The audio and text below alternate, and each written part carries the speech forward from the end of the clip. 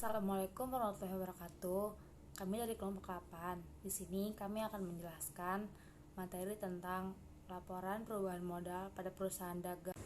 Perkenalkan, nama saya Siti Latifah Zahra dari kelas 10 AKL 2. Nama saya Syafira Putri Syaharani dari kelas 10 AKL 2. Saya Sula Sylvia dari 10 AKL 2. Nama saya Tegar Ramadan dari kelas 10 AKL 2. Di sini saya akan menjelaskan pengertian tentang laporan perubahan modal. Laporan perubahan modal adalah laporan yang menyajikan informasi tentang perubahan modal dan pada perusahaan akibat dari segala kegiatan pokok operasi perusahaan, kemudian pada suatu periode akuntansi tertentu. Laporan perubahan modal disusun setelah menyusun neraca lajur dan laporan laba rugi. Sumber data laporan perubahan modal berkaitan dengan laporan laba rugi, yaitu rugi bersih ataupun laba bersih. Laporan perubahan modal digunakan untuk menerangkan atau mengetahui kondisi modal yang sebenarnya. Dan laporan perubahan modal juga digunakan untuk mengetahui dana yang dihasilkan selama satu periode akuntansi. Jadi, laporan perubahan modal ini berkaitan erat dengan laporan laba rugi perusahaan.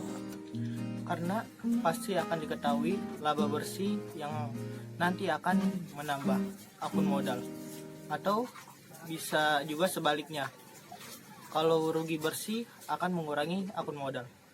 Laporan perubahan modal perusahaan dagang, untuk itu pada pengertian laporan perubahan ini adalah suatu ikhtisar tentang perubahan modal yang terjadi di suatu perusahaan selama jangka waktu atau periode waktu tertentu.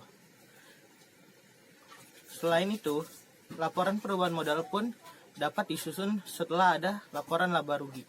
Komponen penyusun laporan perubahan modal dari sumber data informasi akuntansi yang dalam penyajian laporan perubahan modal diperoleh dari neraca lajur atau lembar kerja yang secara rinci diantaranya adalah yang pertama adalah modal awal dilihat dari neraca saldo, yang kedua ada investasi tambahan jika ada diperoleh dari jurnal penyesuaian, yang ketiga lalu ada laba bersih dilihat dari laporan laba rugi sebelah debit atau juga bisa dilihat dari neraca lajur kolom laba rugi.